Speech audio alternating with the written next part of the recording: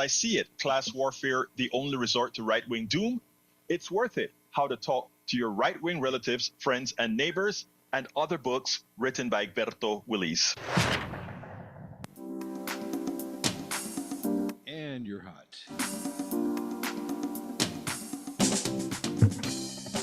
Welcome to Politics Done Right.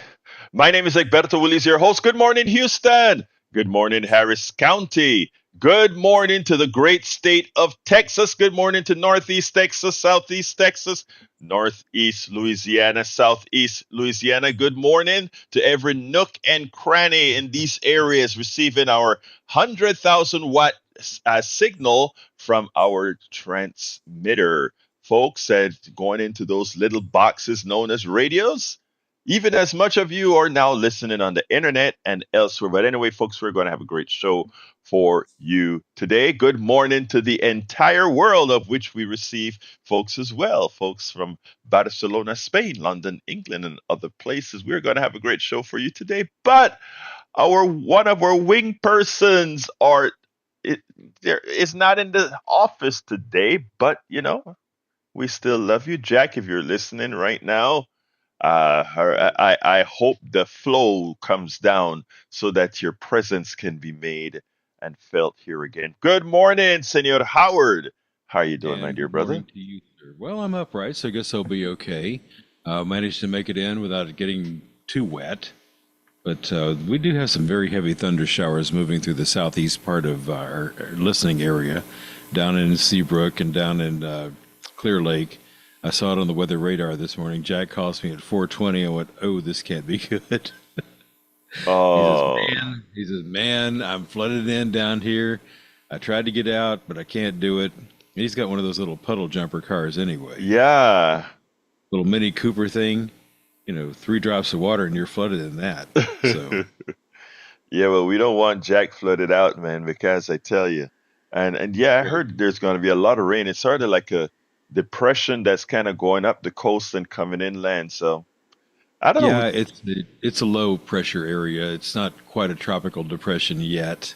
I don't Hmm. think it's going to develop into one, but it is going to bring us a lot of rain for the next couple of days. A rainy Friday and a rainy Saturday. No, just go away. We want the weekend to be clear. However, I will take this time to extol some praises on Jack. Jack is probably one of the most important people here in the mornings. He makes my life easier. Without Jack, I may have to quit and go somewhere else because he is just a treasure to have. So if Well, you're let listening, me. Jack, we all appreciate you. We want you to come on back up here, get into a canoe and get on over here. Well, I give kudos to Jack. I love me some Jack. I love his the beginning of his words. And by the way, folks, Jack makes a hell of a burrito, man. Or is it a burrito when the tamale, or rather the tortilla Yeah, with the stuff on it? That's a burrito, right? He makes a it's a mean. burrito.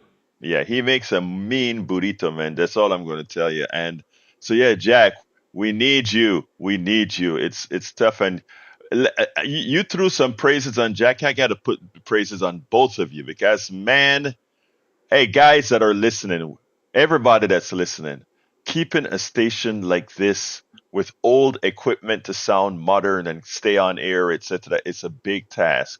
We could not make it without Brother Howard and Brother Jack. But Brother Howard is the genius behind all the electronics and making sure that the signals can get out of here. And all the times that, what other stations pay consultants to do, what other stations pay engineers to do, what other stations pay a whole staff to do. It's on the back of one person here at KPFT who every so often gets a bit of assistance from the whole Pacifica network when things get completely out of hand and it's not a one man's job anymore. Well, it's never really a one man's job. It's just that No, it's no, it never a isn't. one man's job. But I tell you what, Howard is like 10 guys in one body. You know what I mean? So, just as you extol all that praise on to Jack, which I do as well, I do it on to you, brother, because all during the storm, all during the hurricane, as we get these things running, whether automatically or otherwise, The other guy on the side that you just heard there, that's what made it happen. So it's always nice for people to know that behind the scenes, a hell of a lot's happening. A hell of a lot. So thank you as well to my dear brother Howard. And Jack, if you're listening, I don't know what to do. I don't have your 2 or 3 minutes that you start the show with, man. Yeah, well, he's not going to be able to hijack the show today.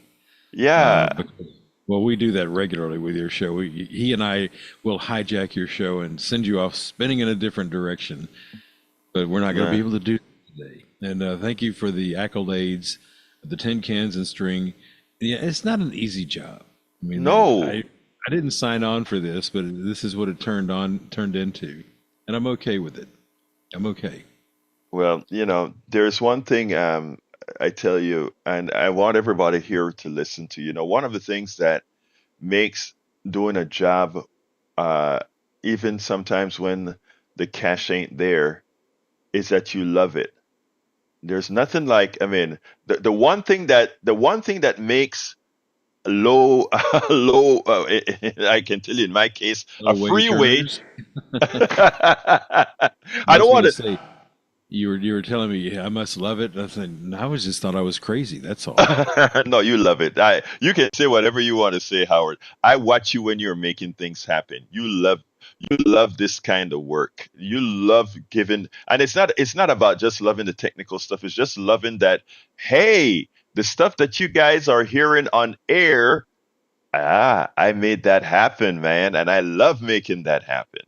And it's great. Look, um, and the same with Jack. I mean, when you can, if people can do things that they love, it makes whatever it is that you're making for it palatable. Not necessarily that's what you want, but it makes it at least palatable. But man, we got to do right by everyone. And I mean, that's all I'm going to say. When you like what you're doing and when you feel that what you're doing is so important to what has to be, to society or otherwise, it makes things worth doing. And put it bluntly, that's why I do this. KPFT doesn't pay me a penny, guys. Okay, and we do this every day. So I mean, look, thank you, Howard. Thank you, Jack. I wish I could say thank you in many other forms, but all I'm going to say is thank you, and I'm going to get on with the show unless you have something else to say before I start. Well, I think you've got a great show planned for us today. I can hardly wait for the folks to call in. We want to hear from the mayor of politics done right, Johnny. He has got his phone in his hand and he's calling in pretty soon. We'll hear from Brian. We'll hear from Joe. We'll hear from Harry, and it's just a big family here in the morning that we enjoy talking to. One of the things, whether we agree with them or not, they still have an opinion and they're still human beings and they're still good people. I mean, Yes. there's some people that I disagree with vehemently, but they're still good people. I don't say, "Oh, this person is terrible," because I don't agree with them. That's not the way you do things. And that is a trend that we're seeing in our country right now that's just saddening. It's sad the fact that we have come to this point where, well, if you disagree with me, you're a bad person. Hmm. Well, that's Yeah. not entirely true. We've had disagreements through our entire history of the United States. There are people and politicians who have just stood up there and beat the pulpit, or you don't call it a pulpit, but they beat the days and say, I believe this way. Well, other people do not agree with you, but you're not a bad person. So I don't know how we've come to this extreme, but I hope that we back away from it pretty soon. And I've I, got to I, go answer the phone, so yeah. I will talk to you in a while. Thank you very much, brother. Look, and let me expand on what brother Howard is saying there, and that is what I hope to do here. I am not changing the things that I believe in unless others prove to me that I need to change. Like I said, because of how I was reared, I was a sexist. I was a homophobe. That's who I was. That was how I was reared from the part of the world that I'm from. But as I was educated, as I came to the States and I was educated and I accepted the education because and I'm not looking for a pat on the back or anything like that because I was a stupid SOB for being a sexist. I was a stupid SOB for being a homophobe. I I I had good people who rang me out of that and turned me into one of the biggest what should I say LGBTQ supporters and proponents, and also made sure that I was no longer a sexist, to the point where during the women's movement in Texas, I don't know if you remember when the senator was doing that thing, I was actually declared an honorary woman. So the idea about hating somebody for how they think or etc. isn't what I am about. I am actually about discussing with folks, having this conversations, and understanding we're all humans, reared differently, and all able to change. And that's how I operate. That doesn't mean I'm giving anybody a pass. What it means is I'm understanding who people are. Joe and Harry are on the phones waiting, but I need to get the program started real quick, and then I come to you. The title of the show today is Trump About Disabled Relative Should Just Die. Nikki Haley's Prophecy, Kamala Harris future. Those are the three topics that I want to do on air, and of course, there are several other topics that are in the newsletter as well that you can access at politicsandright.com/newsletter. Politicsandright.com/newsletter. I don't want to keep our brothers holding for too long, so let's start with Harry. Harry, how are you doing this morning? Good morning, my dear brother. Good morning, Berto. You are a terrific person. You shouldn't beat yourself up too bad about, when you're talking about homophobia. It's just you got a better understanding about homosexuality, and once you understood why homosexuals are the way they are, you became a person of compassionate with people that are put together that way. You just had an understanding of it, a better understanding, and that's the good thing about you, Berto, is you. And I try to do that myself. When you don't understand something, you try to better yourself to have a better understanding, so you'll have a more of an appreciation. And then, as you said on the show a number of times, it lessens the ignorance that you had before, and you just become a better person because of it. Because we all learn and we get better from that. I appreciate that, Harry. I appreciate it. Yeah. Before you continue, let me just say why I do that, though, because as I am trying to convince other people to open their minds to other possibilities, I want to make sure that it doesn't come across preachy, or that I think that, well, I have it all together or something like that. I want folks to know we are all fallible. All of us are fallible. And in the process of being fallible, we can also change. We all have bad tenets, but we can all change once somebody shows you why the way that you are is actually wrong. So thank you for that, though, Harry. Anyway, tell me what you're calling about, my brother. Oops, I can't hear you very well. Is that something that I did wrong, or? Can you hear me? Yes, I Can you can hear now. me? Yes, I can. Yeah. Yeah. I called. I wanted to talk about Kamala Harris, but I wanted to talk about two other things, and they're sad things. It has to be. These two other things have to be, unfortunately, about African Americans. There was the killing that I learned about with Devontae Mitchell in June. Al Sharpton did a eulogy on him when he was killed the same way George Floyd was killed by unarmed security guards. They were fired. Um, and it was kind of like he was asphyxiated and he couldn't breathe. It was kind of like an Eric Garner killing. And then there was the woman who was 36-year-old Massey. Yeah. Sonia Matthew, who called the police, said there was a prowler there. And the police officer, both police officers came there, and she had a pot of water on her stove. The police told her the police officer told her to get it off the stove, and then told her to put it down, and then shot her 3 times in the face. And he's been fired. and brought up on charges. So I'm glad of that. But I think she had some children too. Poor woman, only 36-year-old, poor black woman, and all she did was say, "Jesus will rebuke you." And he was talking about, "What did you say to me?" And that's when he got irate. Then he told his partner not to help the poor woman who he had shot 3 times. And I'm just glad that at least I hope there's justice for both of their families. Now I'll move on to Kamala Harris. Well, there was a caller on Hugh Talk, and it made me think. His name was, he calls up a lot. His name is Rick. He used to call Steve Hunter a lot when Steve Hunter did Utah.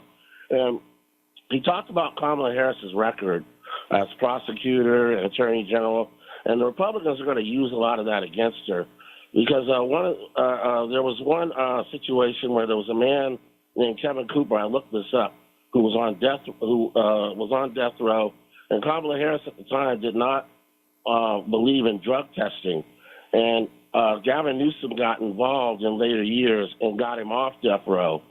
And then Kamala Harris changed her position on that. And then a couple other things. When she was, I believe it was the Supreme Court, they wanted to reduce the prisons of non-threatening convicts that weren't a threat to society.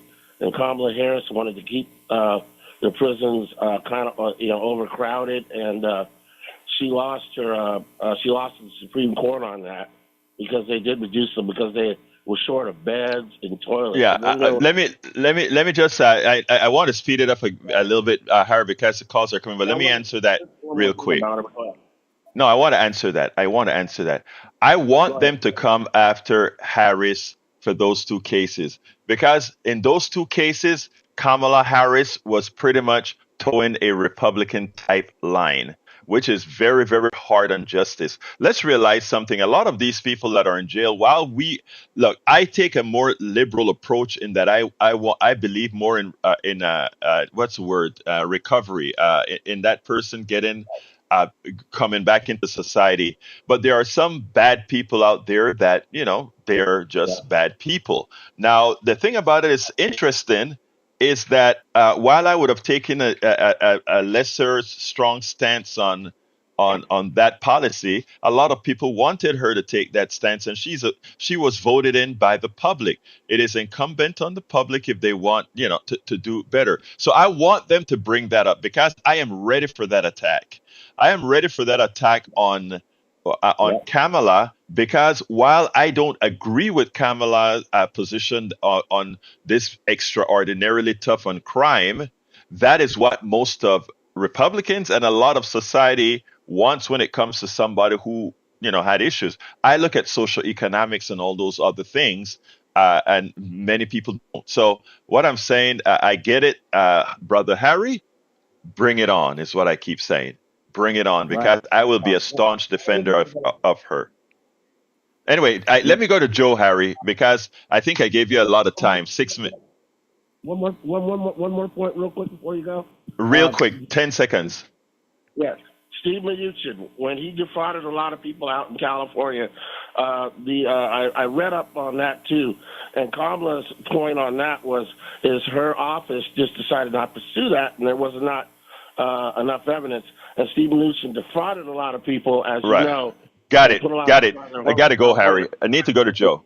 You're correct. I got to go to Joe. Come on in, Joe. Hey, good morning, Egberto. Hey, good morning, brother. Talk to me.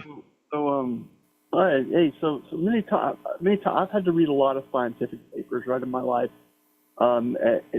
You get thrown into a room. You say, okay, you're immunology. You read all these papers, or you're thrown into another room and say, structure determination. Read these papers. Thrown into another room, basic metabolism. Boom, go. Read all these papers, and I've had to read thousands and thousands of peer-reviewed papers to absorb these different scientists and get trained, do my job, and so forth. And so recently I got interested in climate science, just through the talking, thinking about the Green New Deal and the way that society is changing due to the scare of global warming. And right away something was kind of off about it. It was like you couldn't, in science they don't ever say it is an indisputable fact that, Darwin's laws of genetics are inviolable, right? You don't say that, right? You have a hypothesis, you have a theory, and then way on up there after centuries, you might have a law, right? But you never ever, cement something, right, in science. But in climate science, they did. They would lead with, it is an indisputable fact that human activity is going to lead to the destruction of the earth, right? Well, well, I just found a paper it's a couple of months old, but it's in Elsevier magazine. It's in a science production, and that is the gold standard of peer-reviewed journals. I'm going to read a bit of this summary here. A powerful peer-reviewed scientific study delivers substantial evidence that carbon dioxide emissions in the atmosphere have zero impact on the Earth's global temperatures. The study concludes that even though most publications attempt to depict a catastrophic future for our planet due to an increase in CO2, there is serious doubt that this is in fact the case. Instead, the study authors deduce that the research unequivocally means that the officially presented narrative that human activity is causing detrimental CO2 increase on Earth's climate is merely a hypothesis and a substantiated reality. Okay, the name of the paper is Climatic Consequences of the Process of Saturation of Radiation Absorption in Gases.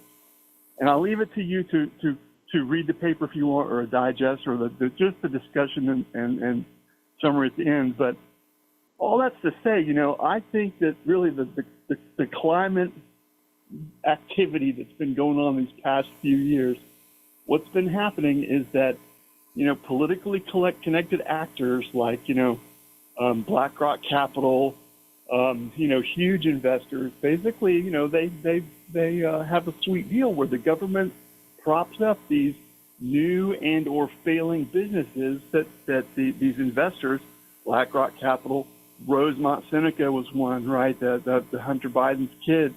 They would invest in these high risk, startups and failing businesses, which would get propped up with government money, loans and grants, and then eventually the investors would cash out, and the companies are going bankrupt. I think that in the future, or starting soon, it looks like that this scam is kind of coming apart. And, a lot of people, I think that there needs to be more research on this, but, it's like the old days. It's like, Galileo died basically under house arrest. If you're a scientist and you speak out about this, you're essentially ending your career. And so it took a lot of courage for these authors to write this. Okay, paper. let me just say this now. You also work for an oil company. And I'm not saying that you're saying this because of the oil company, but I'm saying that you believe that oil companies do important research. A lot of research out there that's been hidden and now coming out because it was hidden by oil companies have categorically stated that that the CO2 in the air, and not only CO2, but also methane, which is much worse than CO2 in the air, actually causes global warming. That has been the conclusion. Let me continue, please. I gave you the entire time to speak. Okay. Now they've concluded from the oil companies had papers out by their own scientists that said exactly that these gases cause global warming, and it is not hard to infer from the ice dating, where they drill in the ice and they can find centuries worth of the atmosphere was at different times in our history. It is not hard to make a correlation, and you're correct in the way scientific facts are looked at. When a hypothesis goes from a hypothesis to a known fact and all of that, you said all of that correctly. But I think what we have to do, uh, Joe, is be careful of allowing ideology and externalities that govern our ideology to take away from our logical thinking. Because I tell you something, brother, um, I have a lot of engineers here in Kingwood who've told me something similar to that, and I'd look them straight in the eye and I said, okay, go back to our training as engineers and repeat what you just said and tell me what it sounds like. Now let's go back into the carbonization of our atmosphere again. Our atmosphere had much more carbon in it a few hundreds of thousands of years ago, millions of years ago, and the effect of plants growing and sequestering carbon into the earth and the ocean and elsewhere created climatic change. Okay. So it's not at all inconceivable. And this part that I'm saying is what a whole lot of papers prove, that as we reverse that process, which means the atmosphere had more carbon, it was hotter, it behaved differently millions of years ago. As plants and life forms came and sequestered that carbon, the earth temperature changed and different types of life form then took effect. It is not a blasphemy to come out and say, well, human beings are having a material effect on the earth, and these are proofs for it. I mean, I find that a lot of folks, and I include you in this one now, Brother Joe, are trying to let their cherry pick their science based on ideology. I am not doing that. If you gave me a legit, if you and Galileo is not the example to show. Galileo, under Galileo's time, science wasn't practiced the way it is practiced today, peer reviewed and all that sort of stuff. The church led science. And right now, with the way the people that are attacking climate, it is the ideological folks that know nothing about science that are actually trying to lead that fight. And that's where the difference comes in, Joe. Joe, I got to go to Patrick, but I gave you your entire time to make your case. So one thing this climatologist says is she does lament that it is that she says that manufactured consensus of scientists at the request of policymakers regarding climate change is all a ruse to push an agenda that has nothing to do with climate change. And she would be, if that paper said that, she would be that would be wrong. If that paper said that, and I can say that as an engineer, she is absolutely wrong, because climate change isn't pushed by policy. In fact, it's the other way around, and we are fighting hard for policymakers to look at the science. But I got to go, Joe. Joe, you got a lot of time. I got to get other people in. I mean, listen. I appreciate you, Joe. We'll talk tomorrow. We can continue this tomorrow. I got to get to other people. Let's go to Patrick. Come on in, Patrick. Wow, I can't ever follow this guy without changing what I'm going to talk about. But first, I wanted to address what happened with Brian yesterday. Yes. Good morning. Sorry. Brian got really upset, and that kind of upset me. I don't want people to come on here and feel like they're being personally attacked. And the caller before him did make things a little bit personal. But I didn't hear him. So Brian, please don't think that any of us are calling it unintelligent or anything. He was kind of knocking on common sense. And what common sense to me, this is important, isn't going to be common sense to Brian, because our brains solve things very differently. It would be common sense to me to say being passive and trying to negotiate something would work better than force. And it would be common sense to Brian probably that force will handle something, punishment will handle something. So, Brian, please don't take things like that personally from any of these callers. I like hearing what you have to say. I don't ever agree with it, but I like hearing it. But moving on to Joe. Joe, the scientific community has been sounding the alarm for 80 years on climate change. 80 years. It was long before policy. And I want to ask a question. What starts with a 4 and ends with 15 zeros? It's the number and poundage of annual CO2 that is exhausted in the atmosphere. It's rated in quadrillions. To think that you can double that amount of carbon in the atmosphere and have no consequence is not of a scientific mind. And you bring me into questioning your claim to education on a regular basis. You also, neither of you touched on aerosols or fluorocarbons. Those are also a contributor, and they're starting to maybe think that they're one of the largest contributors.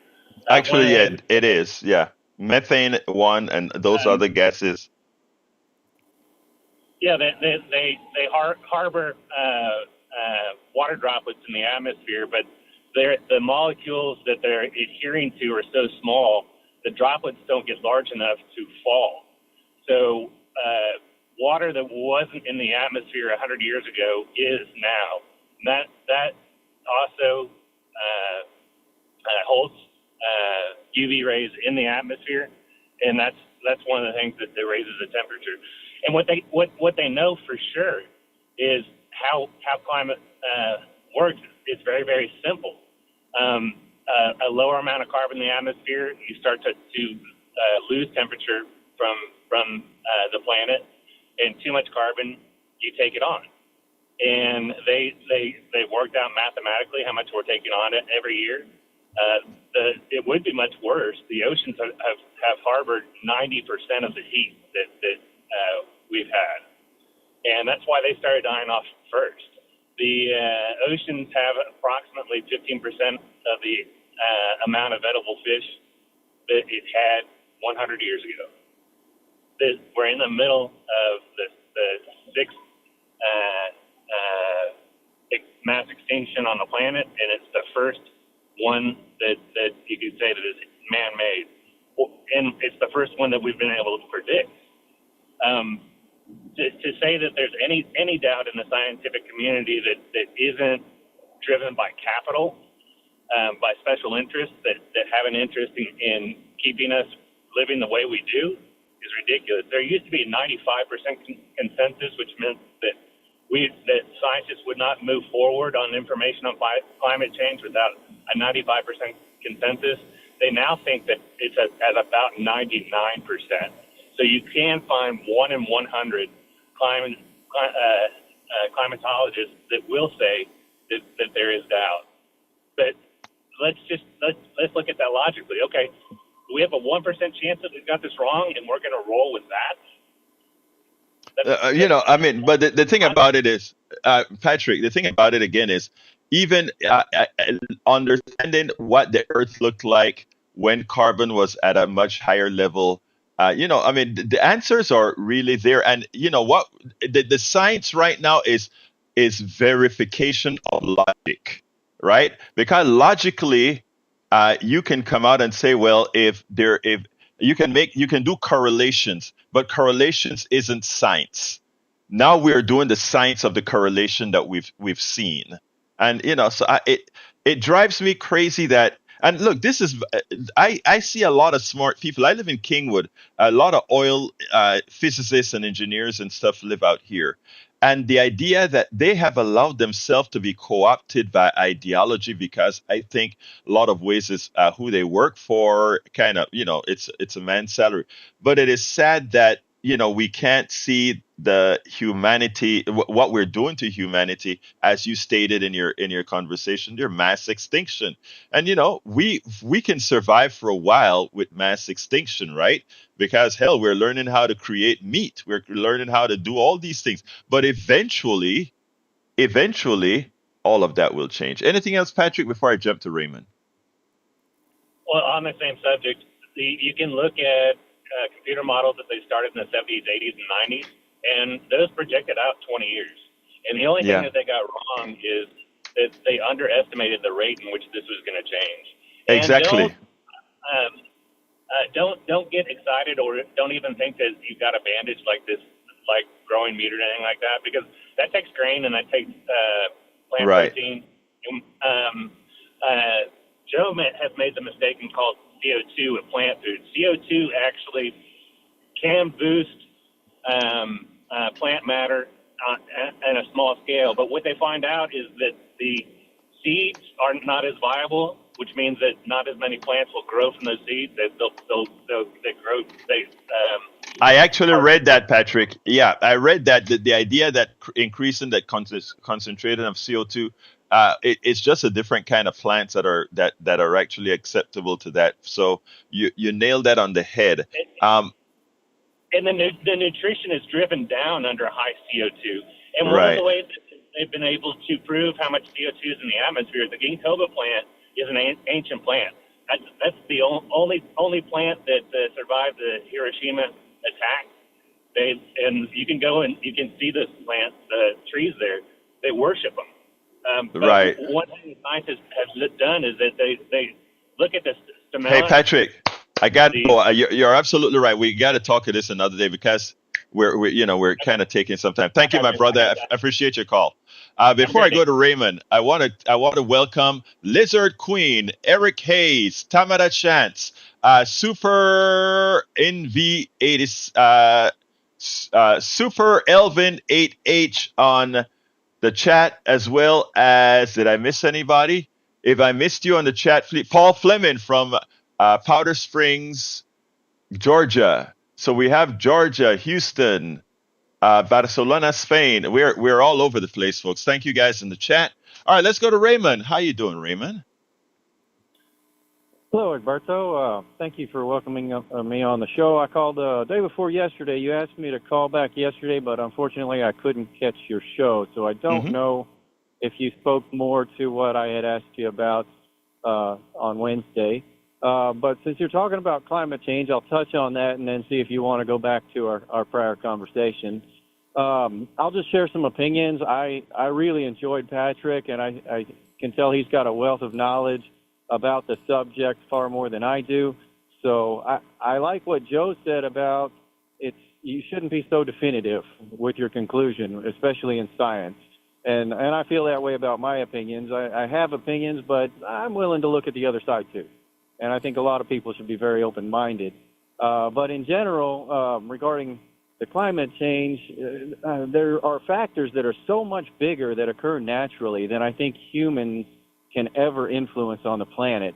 And an example of that would be oil bubbling up out of the floor of the Gulf of Mexico at a rate far greater than any of the natural disasters that we've caused, with rigs coming apart and leaking into the ocean, or even tanker ships leaking out.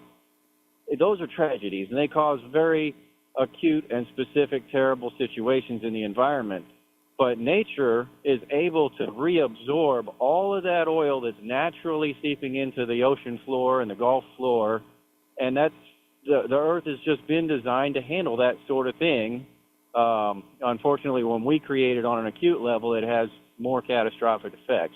But I think CO2 is in a similar way. If you look at the way the ice in the polar caps is melting, it's releasing far more methane gas than we could ever hope to produce if we tried our hardest. And I think that dwarfs any effect that mankind is going to have on the global change of the planet. Now, it's just an opinion.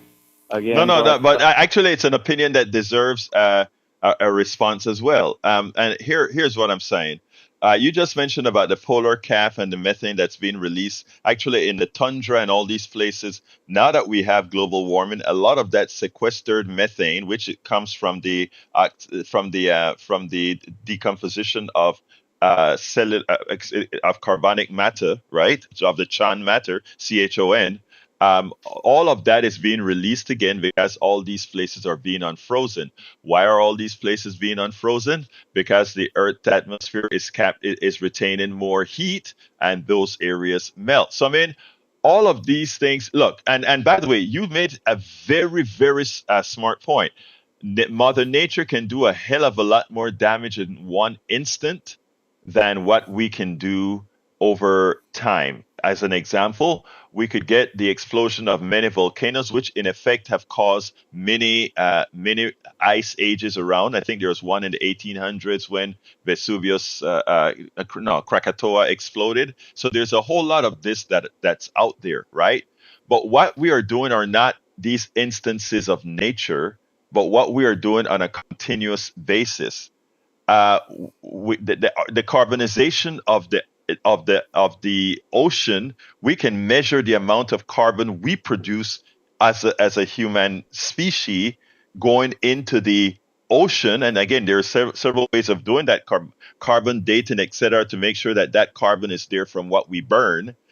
So there are a lot of these things that we know as statement that and you're correct. There are parts that are facts and there are parts that are assumptions. But the parts that are facts are quantifiable, and that is what I think many of the people who are trying not to promote that we are having a major effect on climate refuse to choose, not refuse, choose not to accept. Again, the ocean becoming more carbonic, that they're only 15% of the food because the chemical composition of the ocean has changed. Those are things that we have to take seriously. So I hear you, Raymond. So those are things that I would like you to add to your repertoire as well. By the way, what is it that we were supposed to talk about? I forget. Okay, so about taking personal responsibility, and in regards to savings for retirement. Yes, I remember now. Yeah. To that argument, and one is society should help people because not everyone is able to take personal responsibility Right. for whatever. And I see that point, and then there's a balance between that and, well, if you don't contribute to society, you shouldn't be rewarded by it. I mean, you should have to be forced to contribute in some way in order to benefit. Do you know? Yeah, you're correct. Let me answer that now. I remember now. And let me first talk about contributing to society. Everybody, every normal person, right? The average person, if you use I don't like the bell curve, but if we use the big base of the bell curve, the vast majority of people want to work. They want to be a benefit to society. They want to help people. In every society, you have those people that are just going to be stragglers and those people that are going to be psychopaths. All right. And what happens is we dedicate those of us on that big bell curve. And I prefer not a bell curve, but a square with two edges on the end. We concentrate too much on those two ends and create, or policies tend to create that. Let me explain what I'm trying to say here. You're correct. Everybody should be contributing, but everybody won't contribute. That's just not reality. There are some people that will be loafers for their entire life. We can decide as a society if we want those people to just die off, not let them just die at death. But then there's the other side, the psychopaths, which are the capitalists that hurt us all. And I know you're going to take exception to that, but I can mathematically prove that as well. But let's put that aside for a minute. All of us that are here going to work every day, you get up in the morning and you go to the bus stop and you see all those people going to work.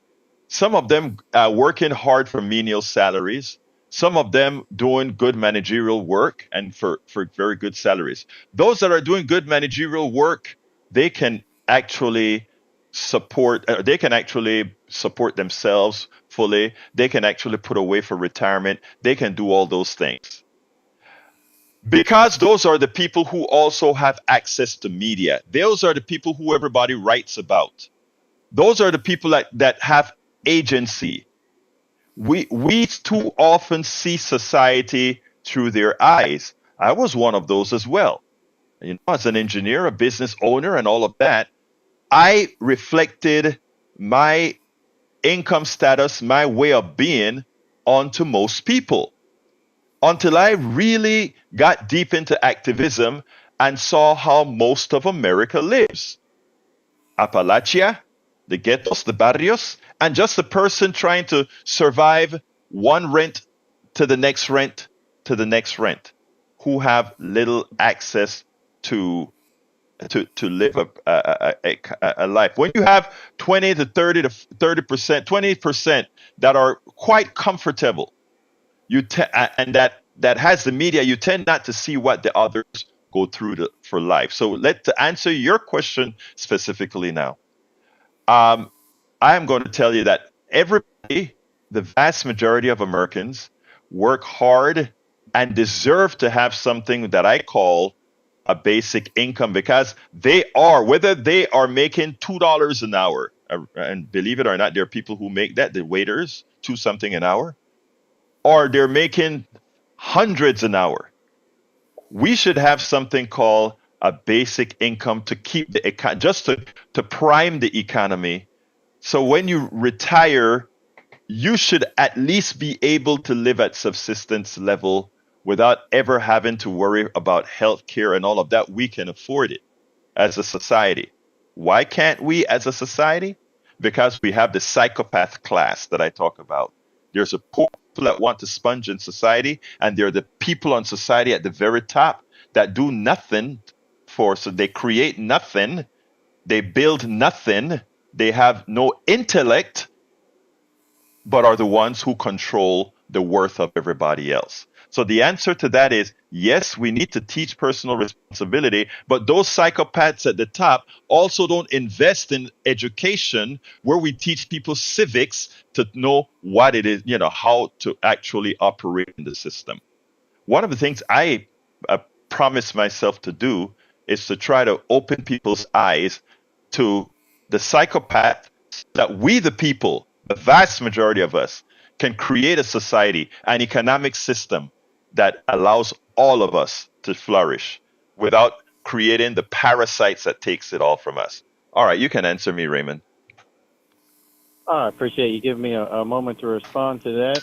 That was a whole lot of great information, and you and I agree on a lot of the same goals.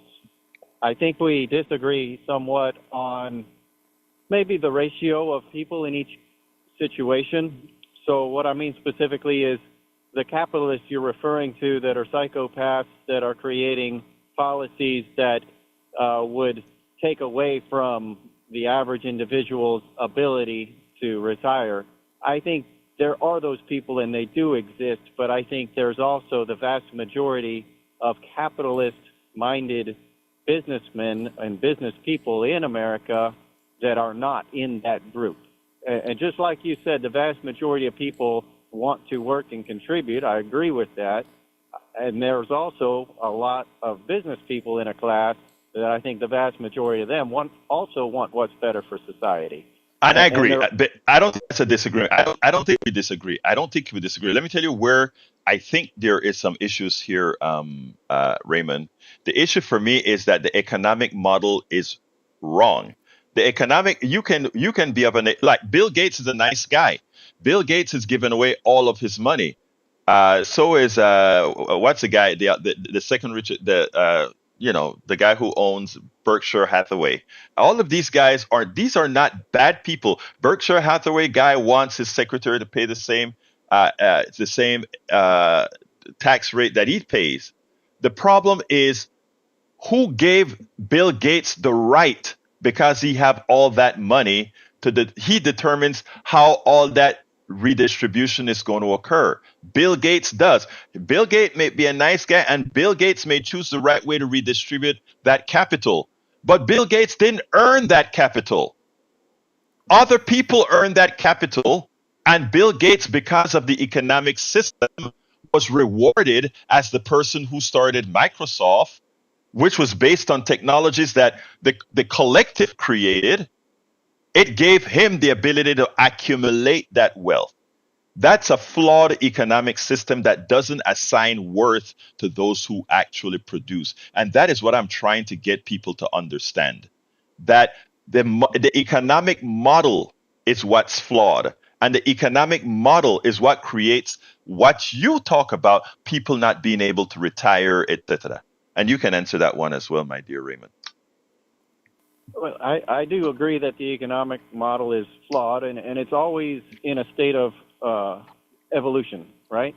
There's people on both sides trying to pull it in both ways. It's never going to be perfect. It's never going to satisfy everybody, but we're trying, and both sides are trying to get it to where they think it's going to be better. What I'm afraid of is creating social and economic programs that influence the average working person to not work, that de-incentivize. All right. Can I stop you there? Because I want to stop you there because that is the message that the capitalists push. You go out there and work everybody I know. They don't know. We are talking at a high level here on how an economic system works, right? The average person just want to go to work and pay a bill and pay their bills. That's all they want, right? And it's the people who do the finagling about how the economic model works that find a way to take care of. I mean, that find a way to skim from all those people who just want a job. In other words, it's the people who sit down there and think people are going to just try to find a way not to work. It's never been the case. You remember Gecko from Wall Street? He was representative of capitalism. Gecko said, I remember when he said, "Greed is good," and we want everybody to believe that the human nature is greedy, right? No, the psychopath nature is greedy. If the human nature was greedy, we would not have allowed those psychopaths to accumulate the monies that they do. And that is the thing that I try to get people to understand. People are good. The vast majority of people are good. It's the economic systems that make them bad. It's the economic system that depends on things like slavery and all these other things, racism and all of that. The average person in this world, they are good people. And that's what I know dealing with people all over the damn place are good people. Anyway, Raymond, close up so I can go to Brian. Thank you. Oh, did you say to close up? Yeah, I need to go to Brian. So give me a last. Well, I think I'm sorry. I kind of was just listening, so I didn't have more to add to that. But Okay, well, no problem. We'll talk another time. But look, I appreciate. Look, first of all, I want to thank you for that call because it gives a chance for us to have this kind of discussion. Brian, come on in, brother. Yeah, seems like you're one person short. So sorry to hear that. Come on in, brother. You're right, though. Yeah. Okay.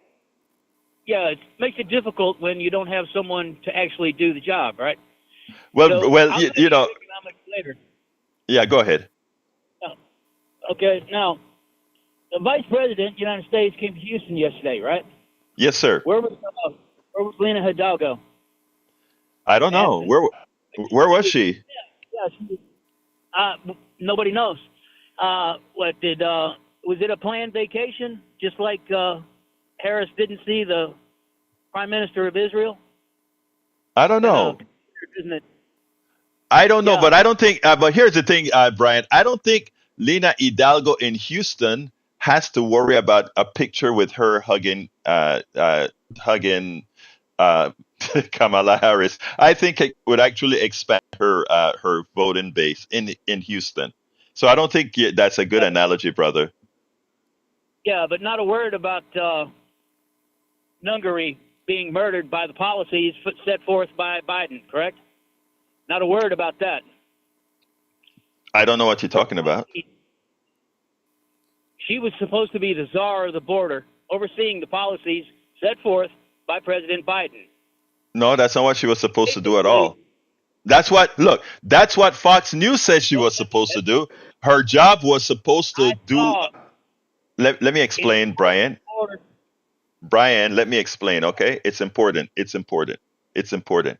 I have always told everybody here that the border problem isn't at the border. The border problem is in the countries and the economic system in the countries and what we've done many a times to these economic systems. And what she did and was partially successful. If you notice, one of the reasons a lot of the border traffic, in fact, the border traffic is less now than it was when Trump left office. And one of the reasons is if you tackle the. Incorrect. No, sir, it is correct, Brian. But let's not even go on that. It's Incorrect. okay. Let's hold back on that for now. What I'm saying is her job was to go into these countries that are sending the most people over here and find out what they can do economically in those countries to keep the people there. And that was her job. Her job wasn't to somehow go ahead and fix the border problem. It was to fix the border problem from a systemic level. And that is one of the problems we have with many of the people on the right. They don't look at things systemically. They just want to cover everything else. But anyway, Brian, make your second point, my brother. No, that is the point. Is she went to Panama one time. No, no, no, no, no, no, not Panama. Panama doesn't have a problem with this. Okay, she went to one country one time. What type Oh, of bill was passed that she set forth to prevent any economic disparity to stop it? okay. None. Here's it. It's not a bill Was to the be passed, Republican? Brian. It's not a bill Was to it be the passed. Republican? Brian, you got to let me talk. It, It's not a bill to pass in the United States. It's something that had to be done in the other countries. So we gave the other countries monies to sort of help in their economic system to solve the problem. Now, here's the thing. If we want to get deeper into this, I don't have the time to get deeper, but let me just tell you this. Remember this. We create policies with NAFTA and other treaties that have materially affected these other countries. We have created embargoes in the case of Venezuela that materially affect these countries. And so what we are getting is simply blowback. And I understand that people don't like to look at causation, but that's the cause. But go ahead, close up because I got to go. So finish her up. You have the last word. okay, the bill that was opposed by the Republican was Hmm. not a standalone bill. It had amendments attached to it, which would still let more than 1.3 million illegal aliens in per year. That's Okay. why it was declined. Hey, I got to go now, my brother. I'm sorry, but I'm at 1 minute and I got to pass it to Howard before I close up. But thank you, Brian. I'll talk to you tomorrow. Everybody Come have a on in. good weekend. Bye. You too, Thanks, brother. Brian. We always like to hear from Brian. He's always got something very interesting to say, as have all the callers this morning. Just a good show. There is a rumor that the Republicans are telling you that the unemployment rate under Trump was a record low. Well, I did a little research last night, and he's matching Richard Nixon in the 70s when the economy started to tank. That's where Donald Trump's record unemployment. So it's just nonsense. Thank you All very right. much. That's it for me. All right, look, folks, look, I love you all of you, every caller, every listener. Thank you so kindly for being a part. Chatters, love watching you in the chat room. Go to politicsdoneright.com/newsletter for the rest of the program, which we didn't get to. My name is Egberto Willis. This is Politics Done Right. And you guys know how I end this baby. I am what? Out! You're listening to the American Democracy Minute, keeping your government by and for the people.